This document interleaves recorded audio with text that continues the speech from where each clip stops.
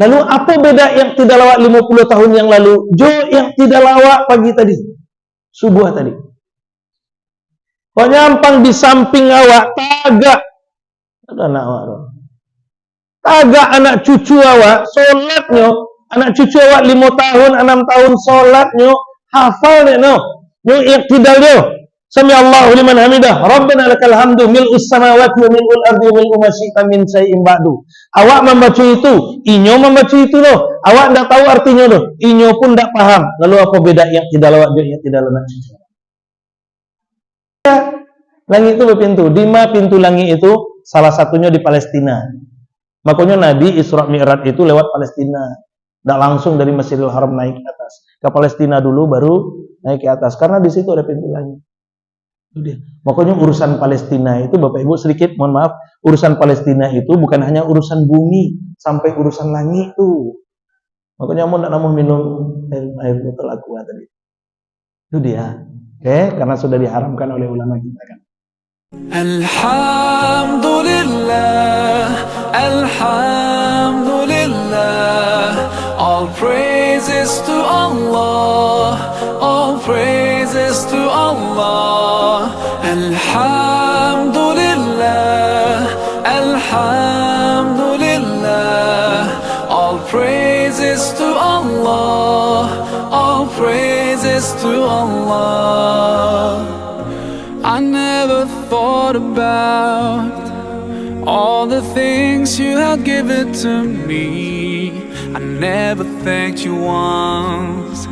I was too proud to see the truth and prostrate to you until I took the first step, and that's when you opened the doors for me. Now Allah. Audio Jungle.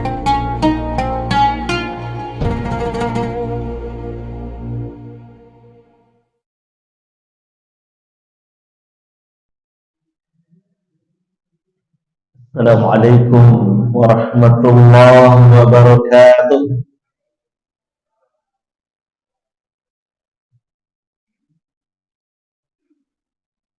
Alhamdulillahil akbar. Wassalatu wassalamu ala Rasulillah alladzi qad 'allamana kaifa nusalli wa na'budu 'ala Allahil akbar. Asyhadu an la ilaha illallah wahdahu la syarika lah. Wa asyhadu anna Muhammadan abduhu wa rasuluh sallallahu alaihi wasallam ala nabiyya ba'da. Allahumma salli wa sallim ala Muhammadin wa ala alihi wa sahbihi ajma'in. Bapak pengurus beserta jajaran kepengurusan beliau yang sangat kita hormati, Bapak Ibu, para tokoh masyarakat, tokoh agama, guru-guru kita, imam kita yang kita muliakan, Bapak-bapak, ibu-ibu yang dirahmati dan dimuliakan oleh Allah Subhanahu wa taala. Syukur alhamdulillah kita ucapkan kehadirat Allah. Salawat dan salam semoga tetap tercurah kepada baginda Rasulullah Muhammad sallallahu alaihi wasallam. Allahumma salli ala Muhammad wa ala ali Muhammad. Bapak Ibu, kita awali pagi kita dengan untayan doa. Kita ambil doa pendek saja dari hadis riwayat At-Tirmizi nomor hadis 3381. Bismillahirrahmanirrahim. Allahumma bika asbahna wa bika amsayna wa bika nahya wa bika namut wa ilaikan nusyur. Allahumma bika asbahna wa bika amsayna wa bika nahya wa bika namut wa ilaikan nusyur. Duhai Allah, bersamamu kami pagi ini, kami harap tetap bersamamu sampai sore nanti. Bersamamu hidup dan mati kami. Kepadamu lah kami kembali. Amin ya rabbal alamin. Baik Bapak Ibu, itu yang ringan-ringan saja gini Bapak Ibu. Itu tidak cerita tentang capres. Bapak Ibu, lah habis ya. Ya biar itu urusan mereka. Ya apapun hasilnya nanti mudah-mudahan itu yang terbaik Bapak Ibu. Dan proses-proses yang dilakukan biar sajalah itu menjadi urusan mereka. Yang jelas Bapak Ibu, perjuangan itu tidak akan pernah berhenti, ikhtiar akan selalu kita maksimalkan, dan doa kita perkuat, maka apapun hasilnya itulah yang terbaik menurut Allah. Jangan sampai gara-gara berbeda pilihan capres apa Nah, bawa bercakap lo, rusak lo persaudaraan awak kan, rusak lo ukhuwah awak, dan persatuan awak jauh tetangga, aja sampai itu terjadi. Bapak Ibu, kita setelah ditelusuri ternyata Bapak Ibu, orang yang sholat dan orang yang tidak sholat, untuk keduanya sudah Allah siapkan neraka. Jadi untuk orang yang tidak sholat lah Allah siapkan neraka. Untuk orang yang sholat pun Allah siapkan neraka. Kok gitu Ustaz? Ya. Dan itu yang disampaikan oleh Allah dalam Al-Quran kan? Untuk orang yang tidak sholat Allah siapkan neraka. Disebutkan oleh Allah dalam surah Al-Muddathir ayat 42. Ma salakakum fi saqar. Di ayat yang ke-43-nya ternyata jawabannya qalu lam nakum minal musallin. Karena dulu kami tak pernah sholat. Jadi yang tak sholat kironyo dah siapkan neraka namanya sakor. Untuk orang yang sholat bagaimana? Ternyata untuk orang yang sholat juga disiapkan neraka. Maka turunlah kemudian surah Al-Ma'un. Fawailul lil musallin. Disiapkan neraka wail. Wail itu salah satu nama neraka kata Imam Ibnu Katsir. Ada tuh di dalam tafsir beliau jilid yang ke-8 halaman 542 kalau tidak salah. Nanti cek sendiri. Di jilid yang ke-8. Nah, wail itu nama neraka kata Imam Ibnu Katsir. Untuk siapa wail itu? Lil musallin, untuk orang yang sholat. Jadi yang tidak sholat nerakonyo sakor, yang sholat nerakonyo wail. Nah, pilih salah mana yang ketujuh? Mana yang ketujuh? Wail atau sakor? Wail salah. Iya. Atau sakor? Karena mungkin lah kan. Awak lah sholat masa. Oke, jadi bau mancak Pak. Wail atau sakor? Tidak ada ngerencak dong. Jadi caranya lain. Siapa orang yang berpotensi masuk wail ini? Kalau sakor jaleh, yang tidak sholat kan. Kalau wail, masa iya yang sholat masuk neraka juga Ustaz? Ternyata iya kata Allah Subhanahu wa taala. Tapi hanya orang-orang tertentu. Siapa mereka? Alladzina hum an sholatihim sahun, yaitu orang-orang yang lalai dalam sholatnya. Lalai ini bagaimana? Lalai itu ternyata ada dua Bapak Ibu. Pertama, lalai dari segi waktu, dan disebutkan oleh Allah dalam surah yang keempat An-Nisa ayat 103. Innas salata kanat alal mu'minina kitaban mawquta. Sungguhnya salat itu sudah ditetapkan waktu-waktunya bagi orang yang beriman kata Allah. Maka keluarlah kemudian yang kita lihat ini hasil dari ilmu hisab. Subuh jam 5 sekian, zuhur jam 12 sekian, asar 15 sekian, maghrib jam 8 sekian, isya 9 sekian. Lah ada ditetapkan waktu-waktunya. Kadang-kadang Bapak Ibu menjelang azan subuh itu lah dulu mengaji-ngaji dulu untuk mengingatkan litanbih namanya. Yang ngaji orang atau HP? Berarti HP penghuni surga teman. Ya itu salah. Ya itu dia. Ya kadang-kadang lah ada mengaji, ada salawat segala macam cara untuk tanbih, untuk mengingatkan bahwa sebentar lagi waktu sholat akan masuk. Nah sehingga kita bisa bersiap-siap. Sehingga Bapak Ibu yang lalai dari segi waktu ini bisa diminimalisir, bahkan bisa dihilangkan, bisa diantisipasi. Kadang azan, datang musaji. Walaupun kadang-kadang kita talambek juga kadang-kadang. Subuh mungkin dek takalo, zuhur mungkin dek sibuk bekerja, asar pulang kerja tangguang di jalan, maghrib kok lagi jarang talambek.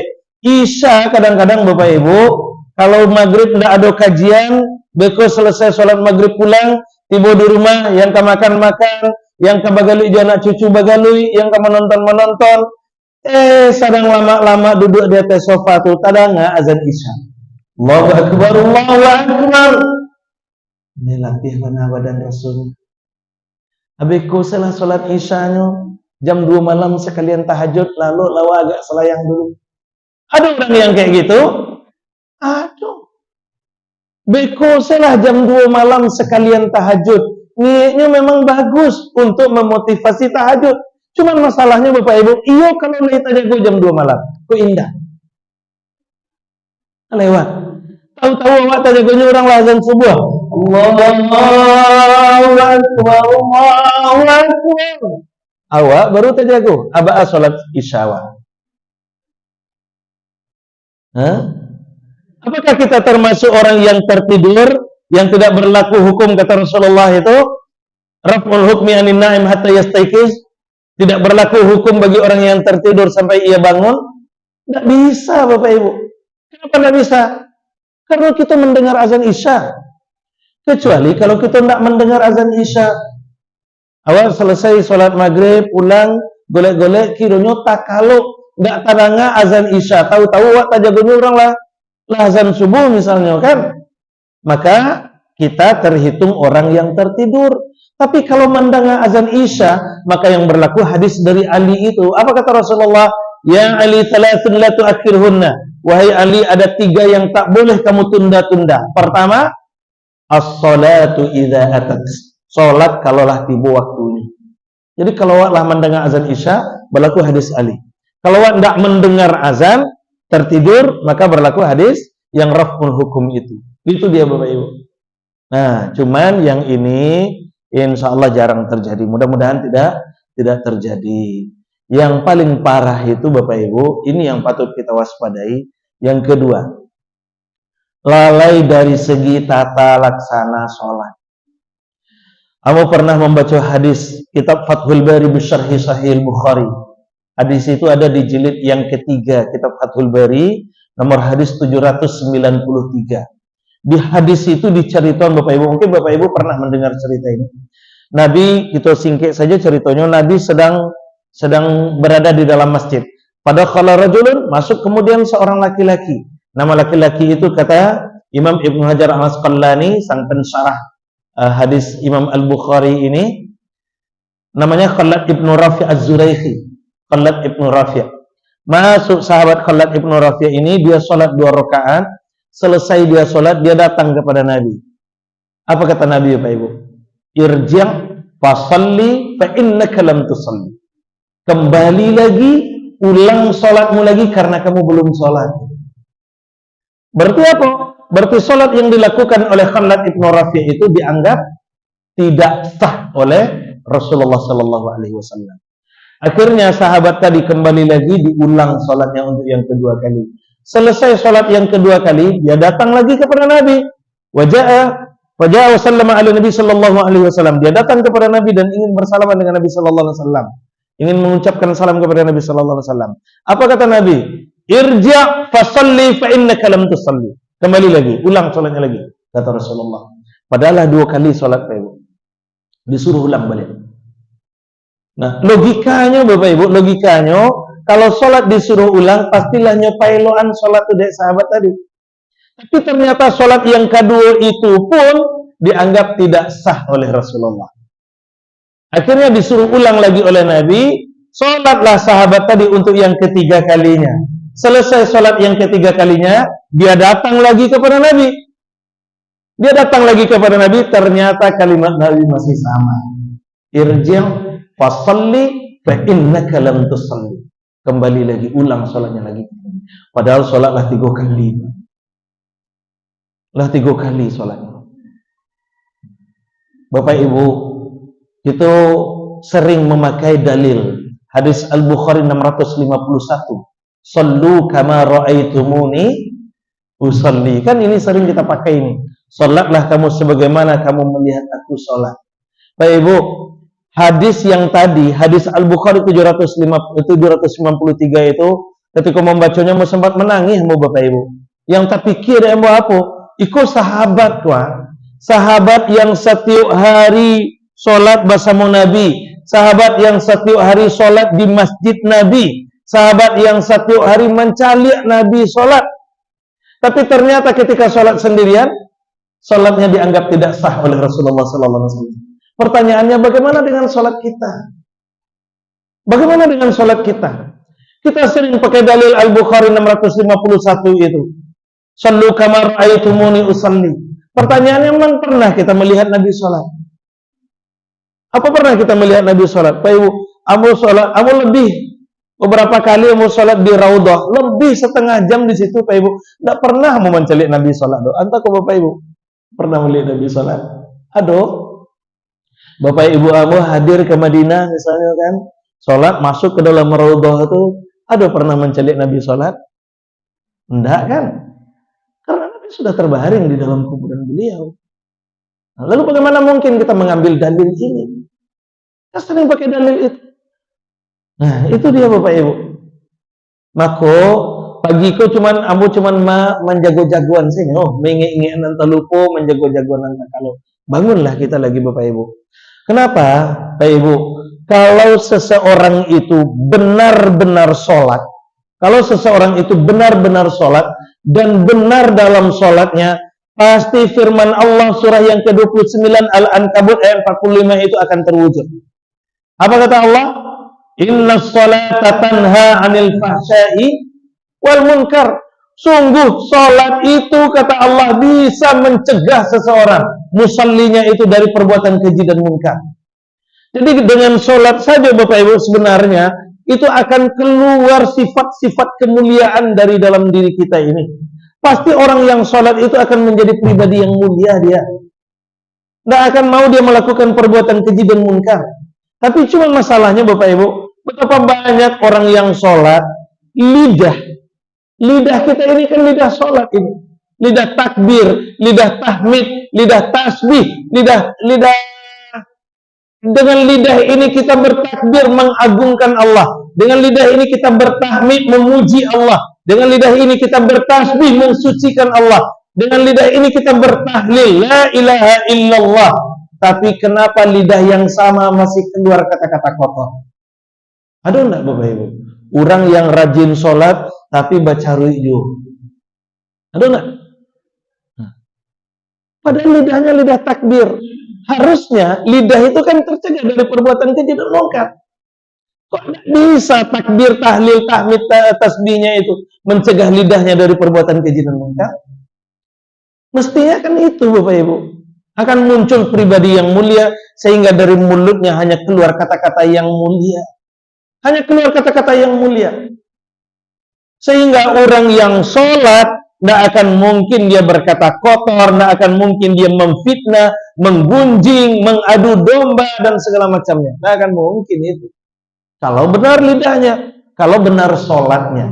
Tapi kenapa itu bisa terjadi? Mungkin barangkali ada masalah dengan sholat. Kalau orang itu benar-benar sholat dan benar dalam sholatnya, Bapak Ibu, pasti telunjuknya akan jadi telunjuk yang mulia. Akan jadi telunjuk yang mulia. Karena dengan telunjuknya ini dia memuliakan Allah. At-tahiyyatul mubarakatus salawatut thayyibatu lillah. Dengan telunjuk ini, maka telunjuk orang yang sholat tidak akan pernah namuh tanda tangan palsu. Tidak akan mau dia tanda tangan palsu.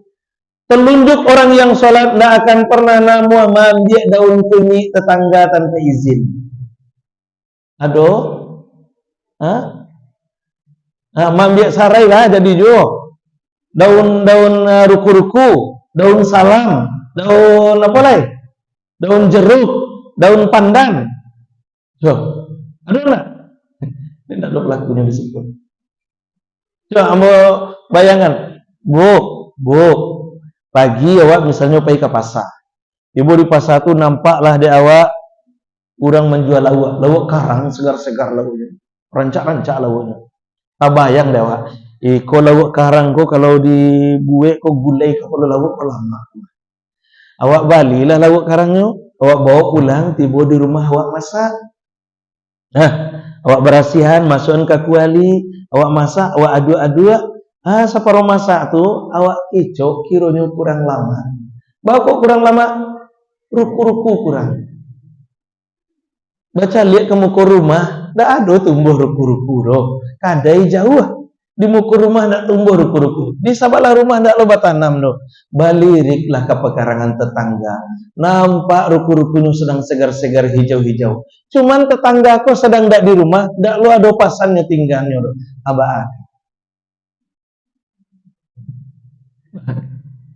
Iko gulai sedang tajarang gua.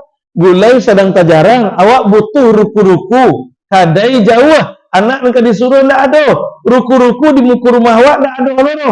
Di adanya ruku-ruku di pekarangan tetangga, cuman tetangga aku sedang ndak di rumah lo nyo. Ndak lo ada pasannya tinggalnya do. Apa akal? Hah? Biasalah gulai awak ndak lama. Ndak pakai ruku-ruku. Ndak lama bekal suami makan. Ambil saya sekete, Pak. Sekete ya. Oh, ambil saya dulu beko baru kecaknya, Bu. Oh, gitu. Dan minta ke batangnya. Kadang-kadang ada loh, Pak, minta ke batangnya. Oh, minta ruku-ruku 2 tangkai yo. Ambil lah, gitu. Inyo yang minta inyo, lo ngecek ambil lah. Ya. Oh, yang ngecek awak yang minta awak, lo ngecek ambil lah. Sudah tuh, awak ambil kan. Awak mau kasih kan? Mau kasih yo. Iyo, awak yang mau kasih awak lo mayuan. Nan marangge ruku-ruku tetangga. Pernah kejadian gitu? Oh pernah dulu. Atau bekece ibu tadi nak, awak ambil saya dulu Ustaz, beko kalau nyolah pulang baru awak ngecek. Iyo lah, awak ambil ruku-rukunya agak 2 tangkai, awak berasihan masuk ke gulai awak. Awak aduk-aduk lah masak gulai awak, makan awak jo anak keluarga lai. Kironya bapak ibu, sedang lama-lama mencuci kepala lawak tadi, acakik dia tulang. Meninggoy Abah status gulai yang awak masak ruku-ruku ulun minta izin. Gulai ku kadi makan dah anak keluarga awak, jadi darah daging mengalir dalam tubuh anak-anak awak. Pelakunya siapa? Telunjuk orang yang bertahiyat. Telunjuknya. Maka telunjuk orang yang bertahiyat akan mau dia melakukan itu. Tetapi sebenarnya pesanmu bukan itu, Bu. Pesan ambo, kalau ibu-ibu ambo, pak ibu ambo rajin bertanam-tanam, kecean ke tetangga.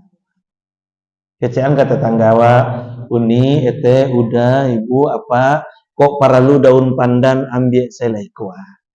Kok paralu daun kunyi ambil selai kuah. Nah itu dia.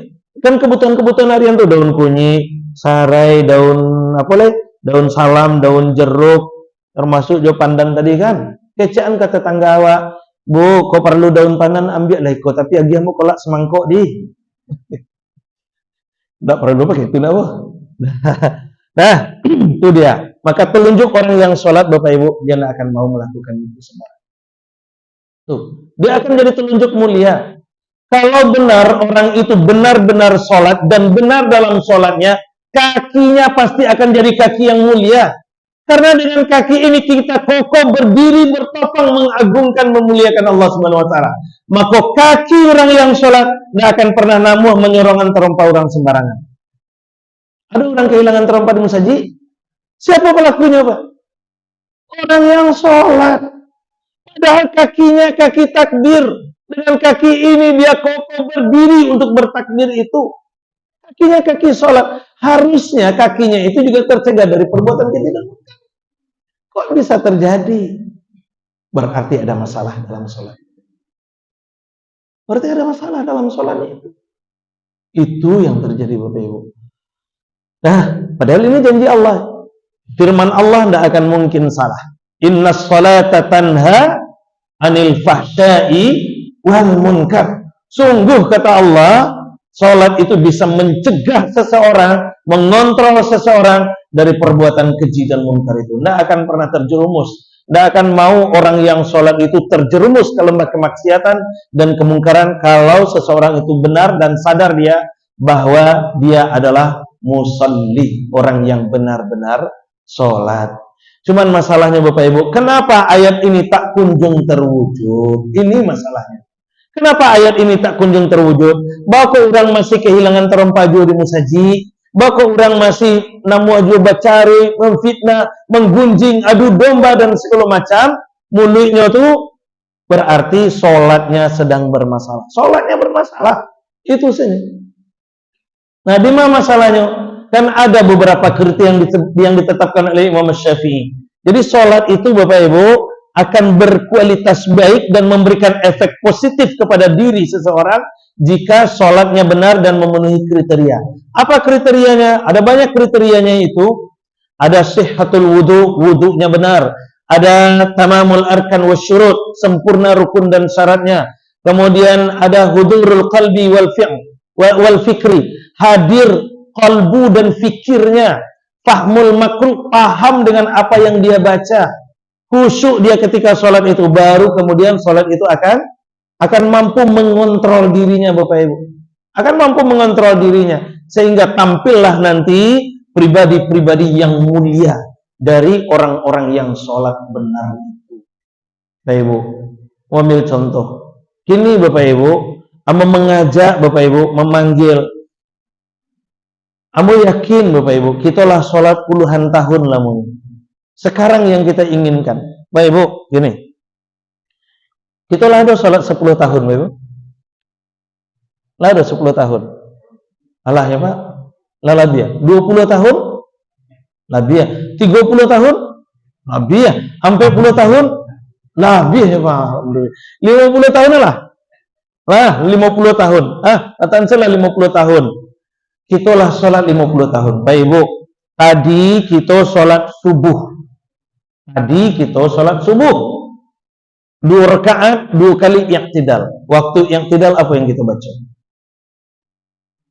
Sami'allahu liman hamidah, Rabbana lakal hamdu, terserah mau Rabbana lakal hamdu, Rabbana walakal hamdu juga boleh.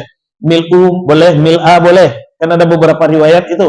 Rabbana lakal hamdu mil'us samawati wa mil'ul ardu mil'u ma syi'ta min syai'in ba'du. Kan itu yang berkembang di Indonesia.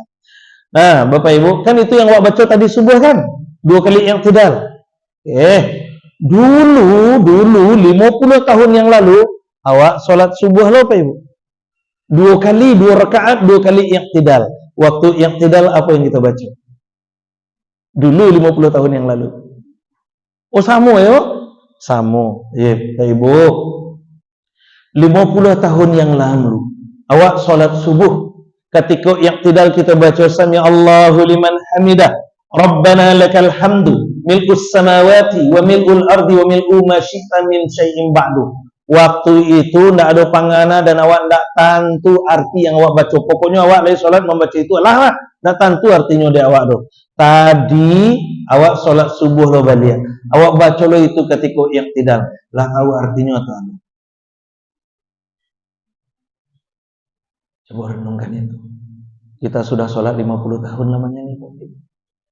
Coba renungkan itu. Lalu apa beda yang tidak lawak 50 tahun yang lalu? Yang tidak lawak pagi tadi. Subuh tadi. Kau nyampang di samping awak. Tagak. Ada anak awak. Tagak anak cucu awak. Solatnya. Anak cucu awak 5 tahun, 6 tahun. Solatnya. Hafal deh. Yang tidak dia. Sami Allahu liman hamidah, Rabbana lakal hamdu mil'us samawati wa mil'ul ardi wa mil'u ma syi'ta min syai'in ba'du. Awak membaca itu, inyo membaca itu loh. Awak tidak tahu artinya loh. Inyo pun tidak paham. Lalu apa beda yang tidak lawak yang tidak anak cucu? Coba renungkan itu. Anak cucu awak baru kamu mulai sholat, baru kamu belajar sholat. Awak lah 50 tahun lalu. Lalu mau sampai kapan? Mau sampai kapan Bapak Ibu? Itu baru i'tidal, belum lagi dari takbir sampai tahiyat.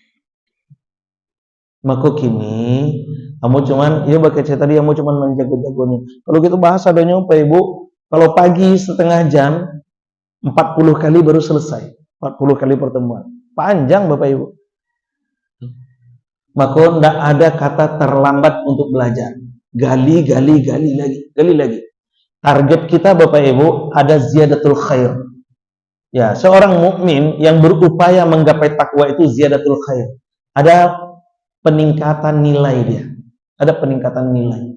Maka kini ada beberapa kitab yang bisa kita rujuk sebenarnya yang membahas tentang sholat itu. Mudah-mudahan Bapak Ibu amu punya kitab. Ada kitab yang ditulis oleh Syekh Nasruddin Al-Albani, Sifat Sholat Nabi judulnya. Itu ada yang bahasa Arabnya ada, terjemahannya juga ada. Terjemahannya itu pun ada 3 jilid itu. Ada jilid lengkap, nah satabaikwa, jilid lengkapnya. Ada jilid sedang, kurang dari kecilnya. Ada yang tipis itu, yang versi tipisnya buku saku. Ada tuh. Lihat ada bukunya di rumah. Nah, ada buku yang ditulis oleh Muhammad bin Shalih Al-Utsaimin, Sifat Ibadah Nabi. Itu ada 4 jilid, 4 kali ini tebalnya. Beda-beda kan? Ada sifat sholat Nabi, sifat puasa Nabi, sifat zakat Nabi, dan sifat haji Nabi. 4 jilid dia. Ada bukunya di rumah. Ndak jual doro. Ke Indonesia salah, Pak. Ada buku Ustadz Abdus Somad, 99 tanya jawab seputar sholat, warna biru dongker. Ada bukunya di rumah. Ndak jual doro, Pak. Lai, Pak. Alhamdulillah. Ya, alhamdulillah. Baca-baca itu Bapak Ibu. Kalau ndak jual do, yang ndak ada dulu buku warna ungu. Buku viral. Warna ungu, ada gambar 3 orang sholat di mukanya, Pak. Ada gambar orang taga, orang ruku, orang sujud. Nah, penulisnya Muhammad Rifai. Lihat bukunya di rumah. Lai, Bu? Lai, alhamdulillah. Kalau ndak jual do buku itu tuh, beko kecean kapamu, Pak. Untuk minggu kini awak perai makan patai lu ya, Pak. Mau ke perai makan patai siapa? Bu pitih pembali patai awak balian ke buku. Buku itu 8.000 ciknya. Patai baras kabeh, Bu. 20.000. Bali buku itu 2. Ngaji Pak Ibu. Enggak ada kata terlambat Bapak Ibu. Ngaji Pak Ibu. Yang punya bukunya Bapak Ibu baca. Banyak yang perlu kita gali lagi Bapak Ibu. Banyak yang perlu kita gali. Contoh, sedikit saja mencontohkan. Sedikit lagi. Doa iftitah. Doa iftitah itu kan banyak itu. Doa iftitah itu ada 12 Bapak Ibu. Yang paling banyak merujuk itu Syekh Nasruddin Al-Albani. Di situ ada 11 macam doa iftitah itu. Kalau di bukunya Ustadz Abdus Somad cuma 7 macam. Ada satu lagi ragam bacaan salat Muhammad Akil Haidar namanya. Itu 9 macam doa iftitah ditulis di situ. Kalau bukunya Muhammad bin Shalih Al-Utsaimin, Ibnu Utsaimin, di situ ada 3 macam doa iftitah ditulis. Nah, yang menariknya Bapak Ibu, kalau di buku itu tuh, di buku Muhammad Rifai bara doa iftitahnya. Hah? Masa cie itu tanda baca bukunya tuh, Mas. Baca buku itu beko. Masya Allah, makasih. Muhammad Rifai, di buku Muhammad Rifai itu ada 3 doa iftitah, tapi dihitungnya 2. Dia 3 di situ, tapi dihitung 2. Ada di halaman 38 dan 39 itu. Doa iftitah yang pertamanya, Allahu Akbar kabira walhamdulillahi katsira subhanallahi bukrata wa asila. Disambungnya dengan wajjahtu, tapi di situ ditulis ini wajjahtu, itu panjang lagi riwayatnya. Yang Abu temukan riwayatnya di hadis Muslim nomor hadis 1848. Di hadis Muslim 1848 dia tidak pakai ini, tapi langsung wajjahtu. Wajjahtu wajhiya lilladzi fataras samawati wal arda hanifan musliman wa ma ana minal musyrikin, dan seterusnya itu. Digabungnya itu 2 doa iftitah tuh Bapak Ibu. Allahu Akbar kabira dengan wajjahtu itu 2 doa iftitah. Allahu Akbar kabira sampai wa asila itu 1 doa iftitah itu. Kabira sampai la syarikalah wa bidzalika umirtu ana minal muslimin itu 1 lagi doa iftitah itu. Jadi 2, digabungnya itu. Boleh digabung? Boleh. Nah, Muhammad Rifai itu kan pengikut mazhab Syafi'i. Ada ulama besar dari kalangan mazhab Syafi'i namanya Imam An-Nawawi. Imam An-Nawawi ini pernah nulis kitab namanya Al-Azkar. Di kitab Al-Azkar halaman 101 itu ditulis disunnahkan membaca doa iftitah lebih dari 1. Jadi kalau membaca Allahu Akbar kabira sambung dengan wajjahtu, berarti kita membaca 2 doa iftitah, dapat sunnah tambahan. Kata Imam An-Nawawi. Nah, itu di halaman 38. Di halaman 39, Allahumma ba'id baini wa baina khataayaya kama ba'adta bainal masyriq wal maghrib. Yang menariknya Bapak Ibu, apa yang ditulis oleh Muhammad bin Shalih Al-Utsaimin. Apa kata Imam Ibnu Utsaimin? Ternyata Nabi itu kan membedakan sholat, membagi sholat. Ada sholat siang, ada sholat malam. Sholat siang, sholatun nahar. Sholat siang ini mulai dari subuh, Qobliyah subuh masuk tadi. Qobliyah subuh, sholat subuh, sampai nanti sholat isya dan ba'diyah isya. Sampai itu. Itu rentang waktunya. Nah, ini namanya sholat siang. Kalau sholat malam lewat dari ba'diyah isya, sholat tarawih, sholat witir, sholat hajat, sholat taubat, sholat tasbih, sholat tahajud, pokoknya sholat-sholat yang awak lakukan di malam hari sampai sebelum masuk waktu subuh. Jadi tadi kalau awak misalnya masuk musaji sebelum waktu subuh masuk, nah itu masih sholat tahiyatul masjid awak, itu dimasukkan ke sholat malam itu. Tapi kalaulah azan subuh awak masuknya berarti udah sholat siang. Bedanya di mana? Bedanya di bacaan, Bapak Ibu. Dan Nabi itu memisahkan bacaannya. Contoh, doa iftitah. Doa iftitah itu kan banyak. Tadi itu ada 12 macam. Favorit Nabi 2. Allahu Akbar kabira, wajjahtu, kemudian wajjahtu wajhiya lilladzi fatara samawati wal ardh yang ada di hadis Muslim 1848 itu. Kemudian Allahumma ba'id yang ada di hadis Al-Bukhari 744. Nah, untuk sholat siang, Nabi lebih suka membaca Allahumma ba'id. Jadi dari subuh sampai isya dan ba'diyahnya itu sholat siang, doa iftitah Nabi itu Allahumma ba'id, Allahumma ba'id.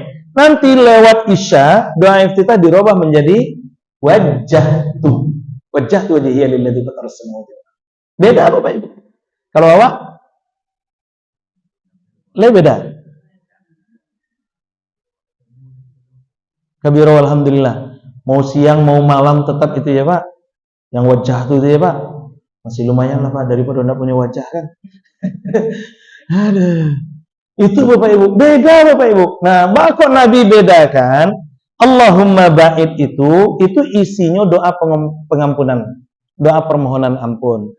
Allahumma ba'id baini wa baina khataayaya kama ba'adta bainal masyriqi wal maghrib. Ya Allah, jauhkan aku dari segala macam sumber dosa sebagaimana Engkau menjauhkan timur dan barat dan seterusnya.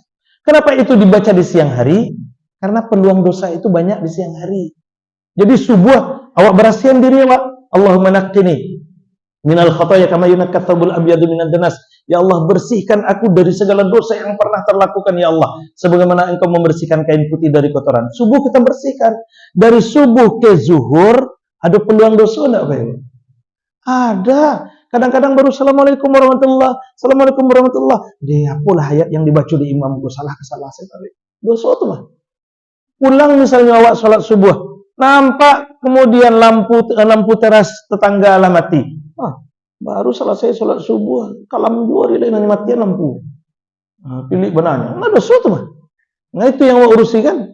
Itu dia. Jadi kenapa itu dibaca oleh Nabi? Karena ada hadis Nabi Bapak Ibu. Apa kata Rasulullah?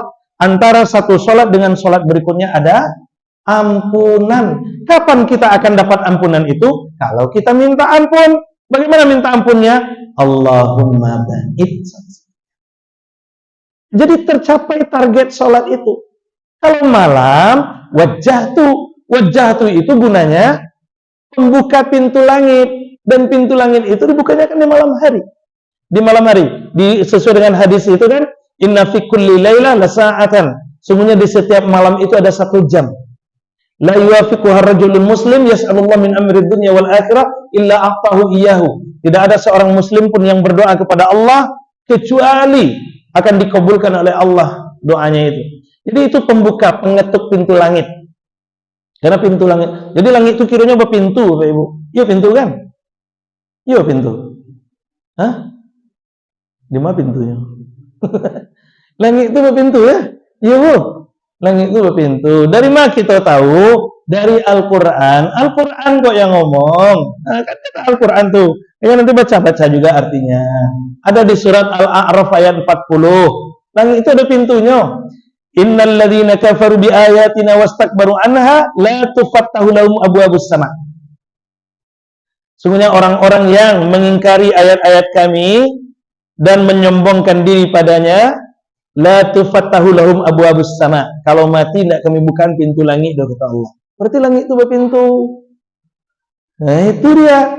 Langit itu berpintu. Di mana pintu langit itu? Salah satunya di Palestina. Makanya Nabi Isra Mi'raj itu lewat Palestina. Tidak langsung dari Masjidil Haram naik ke atas. Ke Palestina dulu baru naik ke atas. Karena di situ ada pintu langit. Itu dia. Makanya urusan Palestina itu, Bapak Ibu sedikit mohon maaf, urusan Palestina itu bukan hanya urusan bumi, sampai urusan langit itu. Makanya mau tidak mau minum air botol aqua tadi. Itu dia. Karena sudah diharamkan oleh ulama kita kan.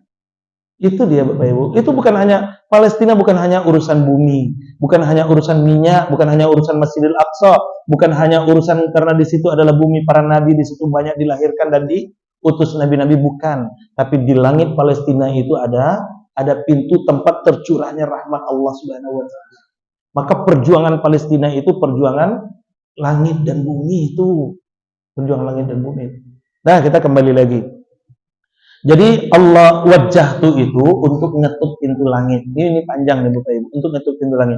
Makanya di malam hari dibaca oleh Rasulullah SAW. Jadi beda dia Bapak Ibu.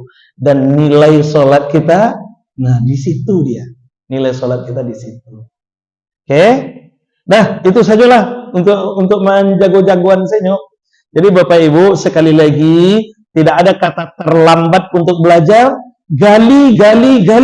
Hadiri majelis ilmu, mintakan kita rutin wirid ya Pak. Jadikan itu salah satu kurikulum wirid kita. Minta ke ustadznya tuh, kita bahas iko sih Ustaz. Pokoknya dari A sampai Z kami bahas iko ya gitu caranya. Minta ke ustadz kita yang ngisi wirid itu. Hadirkan guru-guru kita yang apa tuh? Gitu caranya Bapak Ibu. Kemudian dengarkan kajian-kajian yang membahas terkait dengan sholat itu. Karena ini adalah kunci. Amalan kita yang lain tidak akan bisa dinikmati kalau kunci kita tidak bisa membuka kotak amal itu. Tidak bisa membuka brankas amalan kita itu. Jadi sholat apa? Puasa awak, zakat awak, haji awak setiap tahun, umrah awak setiap bulan, infak sedekah awak, membantu fakir miskin, menyantuni anak yatim, itu dimasukkan ke dalam brankas amal. Brankas ini dikunci dengan kunci sholat. Maka kunci sholat, kalau kuncinya rusak, amalan ini tidak bisa dibuka. Brankas tidak bisa dibuka. Tapi kalau kuncinya ini bagus, maka brankas ini bisa dibuka dan bisa kita nikmati isinya. Gitu dia, Bapak Ibu. Oke, maka sekali lagi tidak ada kata terlambat untuk belajar, gali, ziyadatul khair. Ada peningkatan nilai-nilai kebaikan dari ibadah yang kita kerjakan. Mohon maaf, terima kasih. Wallahu a'lam bishawab. Subhanakallahumma bihamdik, asyhadu an la ilaha illa anta, astaghfiruka wa atubu ilaik. Assalamualaikum warahmatullahi wabarakatuh. Alhamdulillah, all praises to Allah, all praises to Allah. Alhamdulillah, alhamdulillah, all praises to Allah, all praises to Allah. I never thought about all the things you had given to me. I never thanked you once. I was too proud to see the truth and prostrate to you until I took the first step, and that's when you opened the doors for me. Now, Alhamdulillah, Alhamdulillah, all praises to Allah, all praises to Allah. Alhamdulillah, alhamdulillah, all praises to Allah, all praises to Allah. I never thought about all the things you had given to me. I never thanked you once. I was too proud to see the truth. Alhamdulillah, alhamdulillah, all praises to Allah, all praises to Allah. Alhamdulillah, alhamdulillah, all praises to Allah, all praises to Allah. I never thought about all the things you had given to me. I never thanked you once. I was too proud to see the truth. Alhamdulillah, alhamdulillah, all praises to Allah, all praises to Allah. Alhamdulillah, Alhamdulillah, all praises to Allah, all praises to Allah. I never thought about